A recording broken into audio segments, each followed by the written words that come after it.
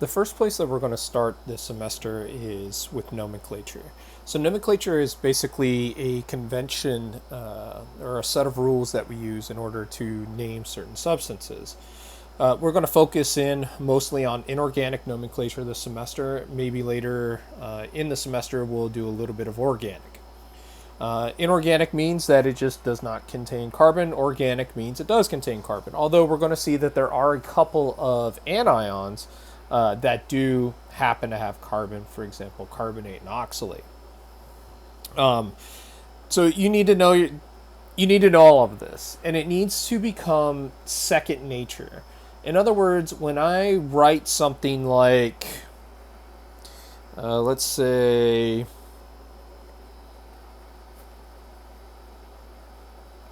something like that, you shouldn't look at that and be like, okay, what's K? I need to look that up on the periodic table. Okay, C2O4. I know. Nah, you should just look at this and say, this is potassium oxalate.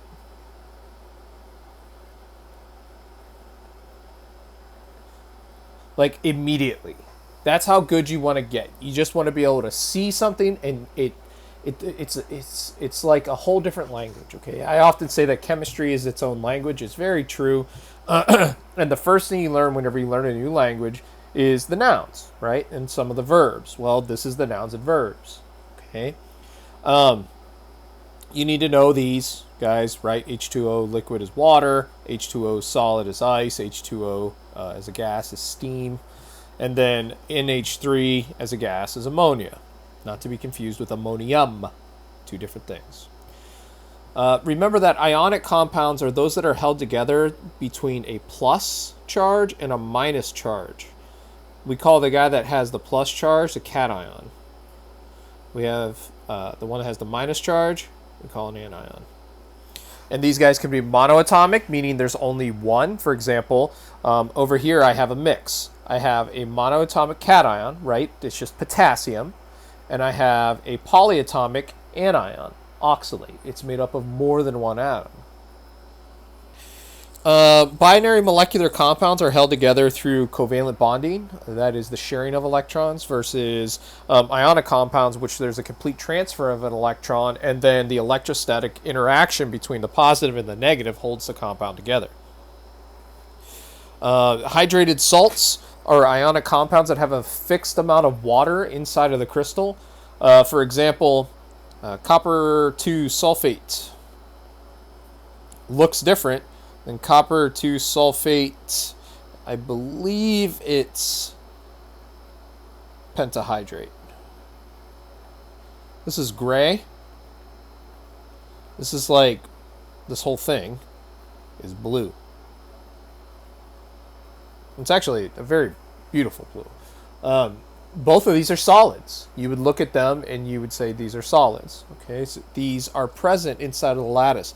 So when an ionic compound comes together, essentially the cations and the anions all form a lattice where they can maximize their attraction to the opposite but minimize the repulsion from one another.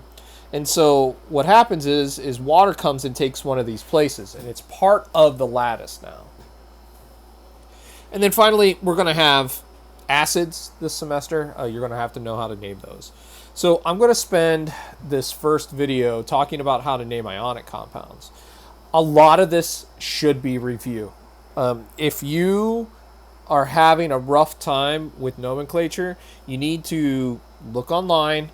You need to find yourself some flashcards. Okay, flashcards work great. That's how I learned these. It's way back when. But flashcards are a really good way to do this. So for ionic compounds, the way we name them is the cation name. Sometimes we'll have parentheses here whenever there's what we call multiple oxidation states, a term I'll explore here in just a few. And then the anion name. So for example, up here, that's potassium. This right here is oxalate. The name, potassium oxalate. So an oxidation state, people often confuse this with charge. It's not charge. Oxidation state is a way that chemists use to keep track of electron movement. For monoatomic cations and anions, the oxidation state matches with the charge. But when we start to look at polyatomics, that's not true. So understand that there's a difference in the charge and the oxidation state. So for now, I'm going to be using, for monoatomics, oxidation state to describe its charge. For cations, we have some that only have a single oxidation state. Sodium, magnesium, aluminum, silver, these guys all have a singular oxidation state. I'm going to go over the periodic table here in a minute to kind of show you how to determine that. There are those who have multiple oxidation states where they're stable. So, for example, what's the difference between iron 2 and iron 3? Well, iron 3 has one less electron than iron 2 does. Remember that when you lose electrons, you get a positive charge. When you gain electrons, you get a negative charge. So we're going to talk about old names you need to know. We'll get there. It's in the list. But we need to recognize that some of these guys have multiple oxidation states, and we have to be able to convey that. There's a difference between iron 2 oxide and iron 3 oxide. If I just say iron oxide, the question should be, well, which one is it?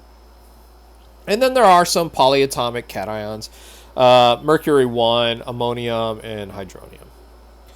Now, for my anions, I have both monoatomic and polyatomic, but notice that there's none that have variable oxidation states. Okay, so usually an anion is useful to determine what the charge is on the cation. The way that we name these guys is we take their base name and add ID to it. So this is chloride. I know that L is up in the exponent, shouldn't be. This is bromide. Nitride. Sulfide. And hydride. When it comes to considerations for naming, there's quite a bit that we need to take into account. Okay? You need to recognize polyatomics.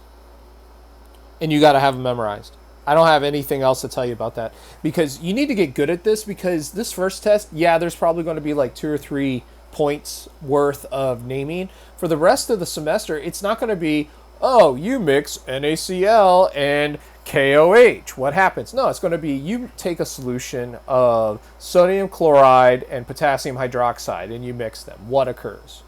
Okay? You're going to have to hear that name and be like, oh, yeah, that's NaCl, that's KOH. I totally understand that. So you got to be able to recognize the polyatomics. The overall charge of an ionic compound is 0. Okay? So you need to be able to balance charges.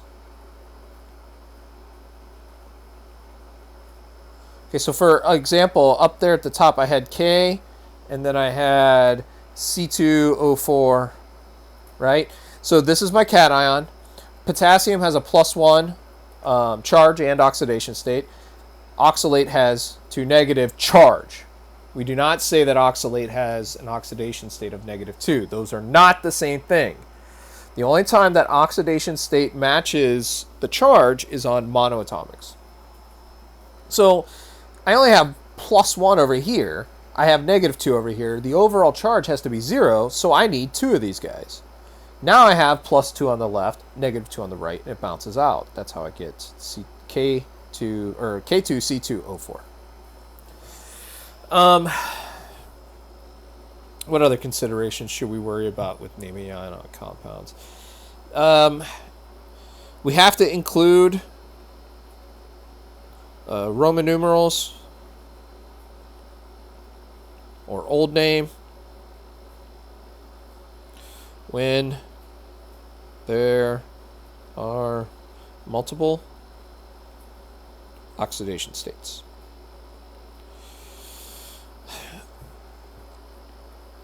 Never use Greek prefixes with generic generic ionic compounds. It's not dipotassium. Don't do that. Okay? That's annoying. Don't do that. So before I talk about old names, I want to talk a little bit about the periodic table. Okay? This is the periodic table that you'll be using on exams. It's the one I recommend that you just download from Canvas and use for all of your assignments so that you get used to it. In the periodic table, we have some trends. Okay, on the left-hand side of the periodic table, we have metals. On the right-hand side of the periodic table, we have nonmetals. And then kind of playing around on this right near aluminum and boron, we have this stair step that isn't shown on this guy.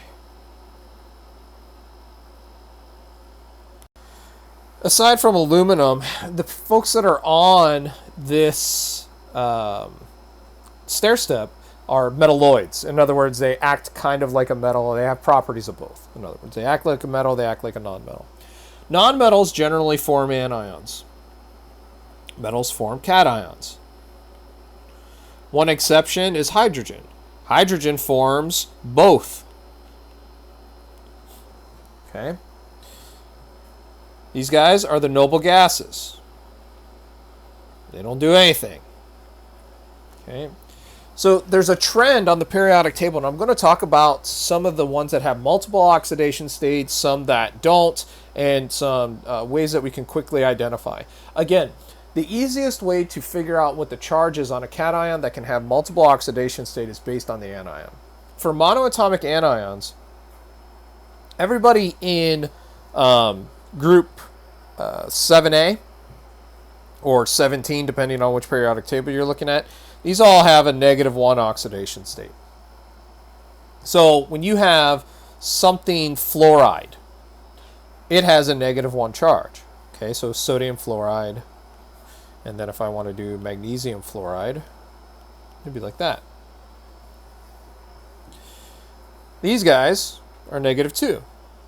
These guys are -3. Not to include arsenic. Okay, we'll talk a little bit about that. So we are only talking about non-metals here. Many of the metalloids kind of bounce back and forth. Some of them act as cations. Most of them act as cations, at least that I've experienced. So now going on the left-hand side of the periodic table, aside from hydrogen, everybody in this first row, when they are part of an ionic compound, have a +1 oxidation state. That's it. That's the only one that they can take on. Here, the only ones they can take is +2. It's these guys that are in between here, called the transition metals,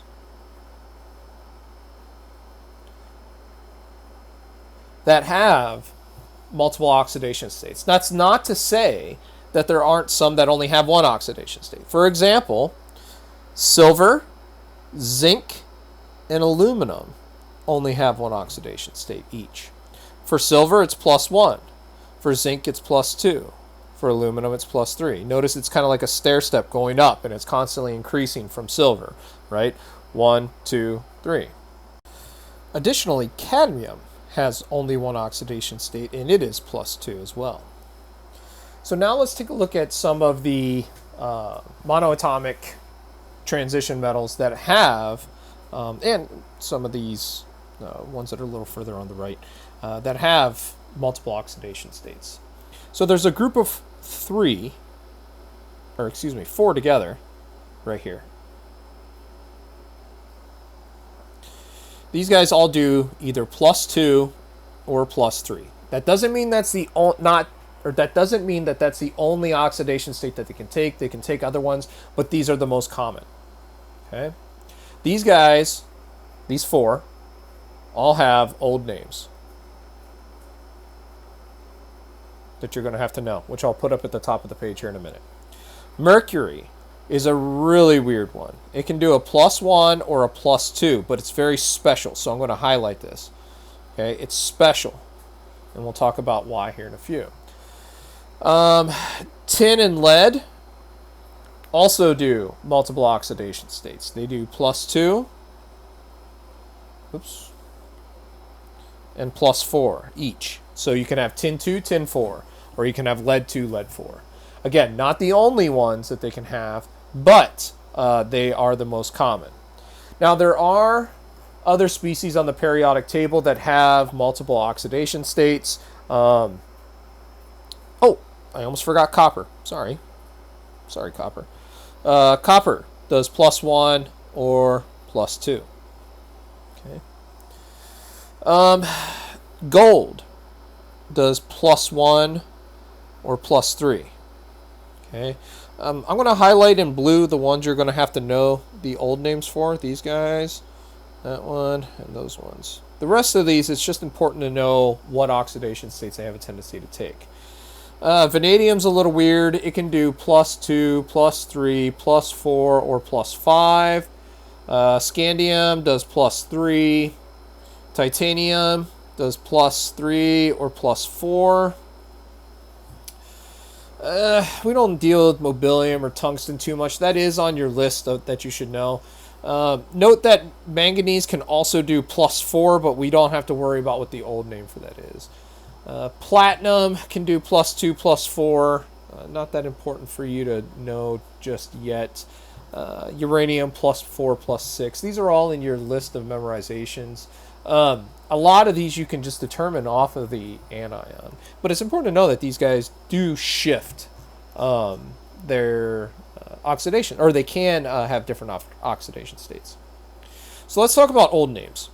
So the ones that I highlighted in blue, you have to know the old names for the different oxidation states. So for chromium, manganese, iron, cobalt, copper, I'll put mercury over on its own because it's special. We'll put mercury right here. And tin and lead. Each of these is going to have one that ends with us and one that ends with ic. The ic one is at a higher oxidation state. So if you have to choose between +2 and +3, the ic form is the higher oxidation state. So these guys are all +2, +3. This guy is +1 or +2, and these two are +2 or +4. So for chromium, for the +2, we have chromos. For the 3+, chromic. For manganese, for the 2+ oxidation state, this is manganous. For Mn 3+, this is manganic. For iron, we have Fe 2+. This is ferrous.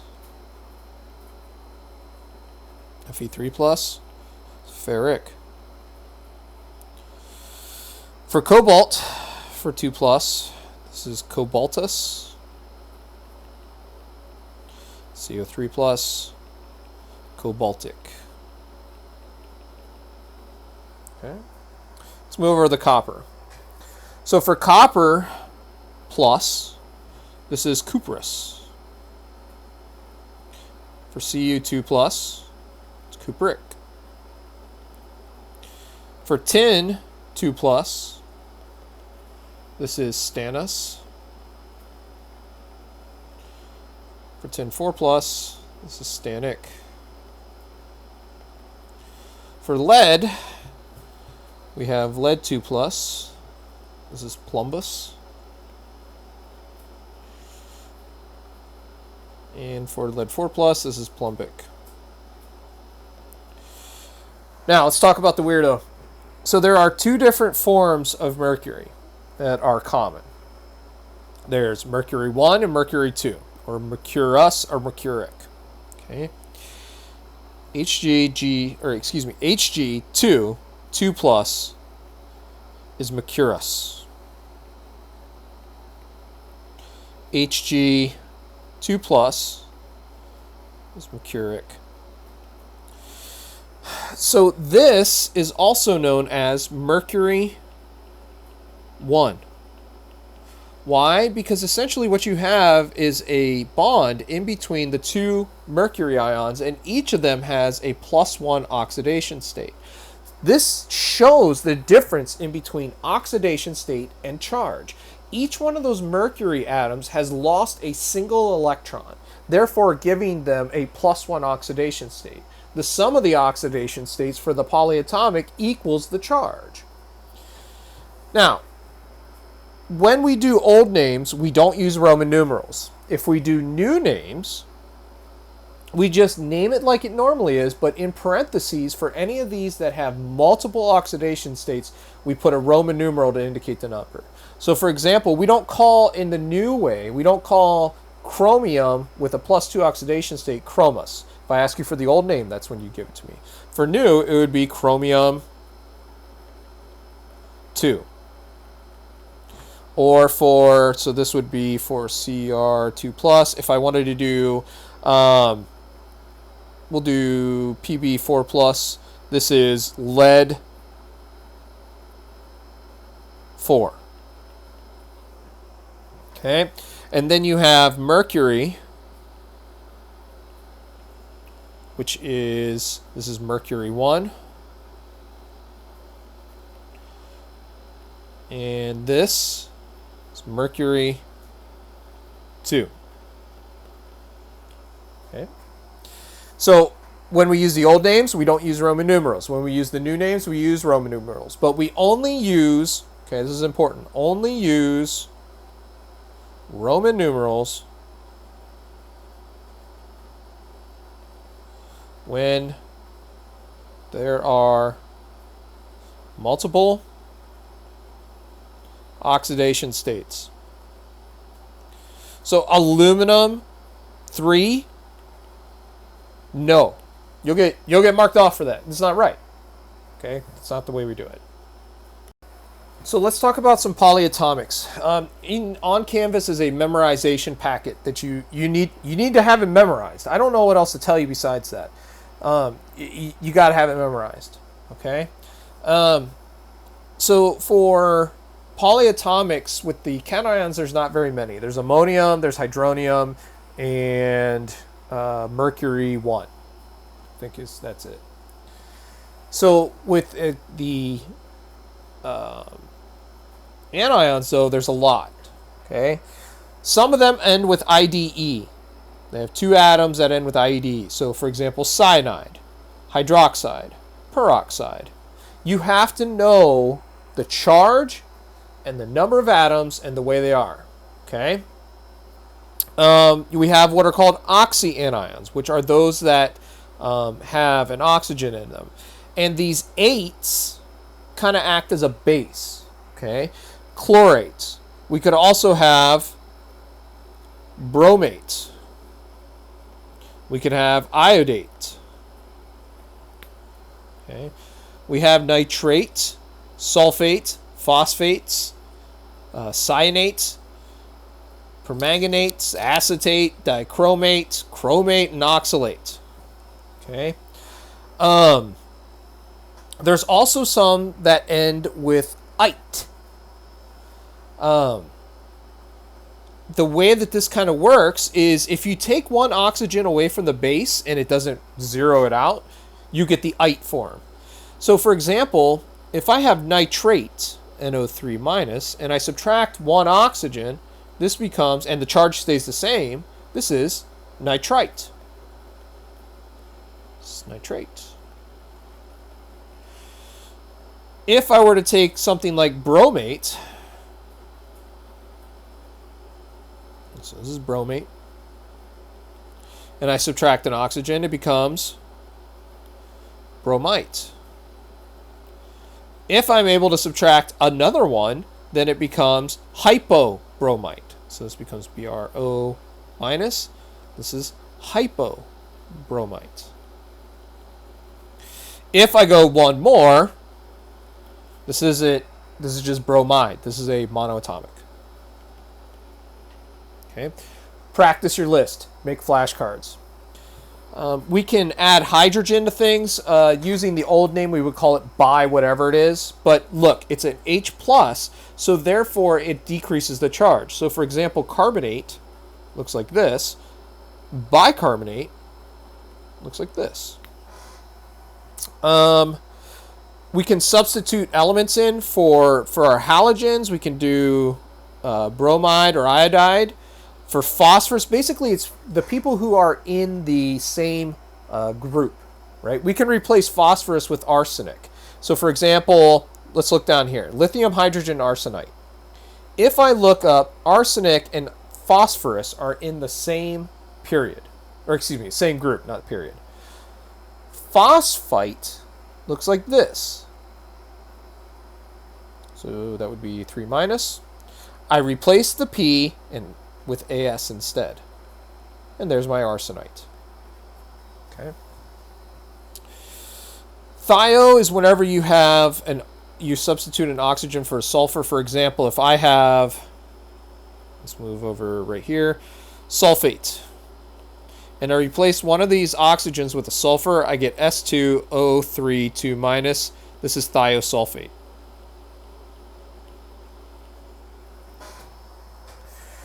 Now, before we do some practice, I'm going to talk briefly about, I'm going to put it down here at the bottom. We'll ignore this part for now. I'll put it in the next video.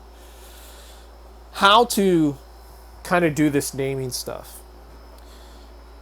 Remember that charges always have to balance out.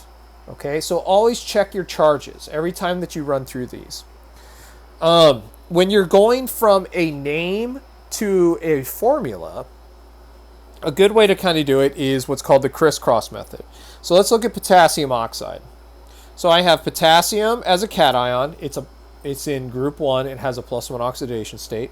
I have oxide, which is oxygen. It has a -2 oxidation state. And what I'm going to do is I'm going to grab the number that's associated with this. That would be 1 here. And I'm going to bring them down. So this is called the crisscross method. If you have multiples that match and are reducible, then you would reduce if possible. Here I can't. So this is my formula. And I can double check. I have +2 now and I have -2. It balances out. You got to be careful. Okay? Remember, things in parentheses are essentially groups that cannot be broken apart. So for example, if I have something like sodium oxalate, I do not reduce this. Why? Because this isn't these carbons off by themselves like these sodiums are. If I were to look at the Lewis structure for this, what this looks like is something like this.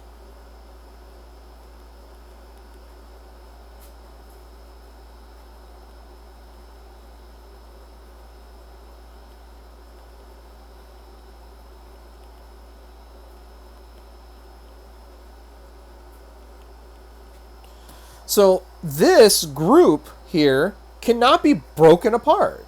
It's not something you can just cancel out arbitrarily. Okay? Versus say something like magnesium oxide. Magnesium oxide, 2 plus, O2 minus. I do the crisscross, bring it down. This becomes Mg2O2. These can be reduced down to MgO. This is what we call a formula unit. A formula unit is the most reduced repeating subset of an ionic crystal. Now, when I'm going in the reverse and I have a formula and I'm trying to name it, I usually tell people to break it up into its respective stuff until you get good. So for example, let's look at K2O2. So this is an interesting one because you're like, oh, why isn't that reduced? It's not an error. Let's look at why. So if I break this apart into its respective bits, right? I have 2 of these, and I have what looks to be 2 of these. But the interesting thing is it still has a -2 charge. This is not oxide. This is peroxide. And just like with oxalate, it can't be separated. This is peroxide. Overall, it's kind of like mercury, right? But with negative charge. This can't be broken apart. So, therefore, this is done right. And I usually throw something like this on an exam to mess with people. So let's name it. We name the cation. So that is potassium. It only has one oxidation state, therefore I don't use any Roman numerals or old names. And then I name the anion, which is peroxide. Okay, ferric oxide. I'm going to run through a couple of these real quick. So this is K2O. This is potassium peroxide.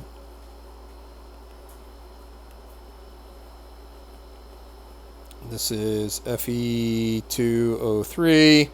This is, okay, here we go. Here's one where I want to kind of play with this. I have iron. Iron has multiple oxidation states, so I don't know if this is Fe2 or Fe3. The way you do this is you break it up. Okay, your anion always dictates. Okay, so because the charge doesn't change. This isn't peroxide, it has a -2 charge. There's only one iron, therefore this has to be iron 2. So the way that we name it is we're going to do both. The new name is iron 2 oxide. The old name is ferrous oxide. And we have sodium chloride. Have ammonium nitrite. Notice the ite on here. NH4, NO2. Lithium hydrogen arsenate. So this is a fun one. I have lithium, which has a +1 oxidation state. I have arsenate, which has a -3 charge. Arsenite. But I'm adding a hydrogen to the anion. So this becomes HAsO3 2-. Therefore, I need 2 of these guys. So this is lithium. This one right here is lithium 2 HAsO3. And then finally, ammonium nitrate. Now, the last thing I want to kind of talk about is parentheses. Okay. If you have to take a multiple of a polyatomic, you have to put it in parentheses and then use a subscript. So let's say something like magnesium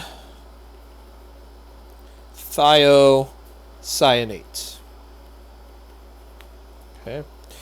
So this is Mg2+, this is SCN-. I do the crisscross method, MgSCN2. That's wrong. That is not SCN-N2, 2 N's. It's the whole thing. Okay? So this is an important distinction between these two. This says I have 2 of these groups. The other way said I have 2 nitrogens. That's not correct. So be careful with that. There's a lot of pitfalls with these, and it requires a lot of practice. So I have multiple packets up there. You have one for homework. There's extra practice, and the internet is full of this because this is usually where students stumble to begin with, is naming, and it doesn't go away. None of the stuff that we're about to talk about in Chapter 1 goes away. You need to have it for the rest of your chemical career.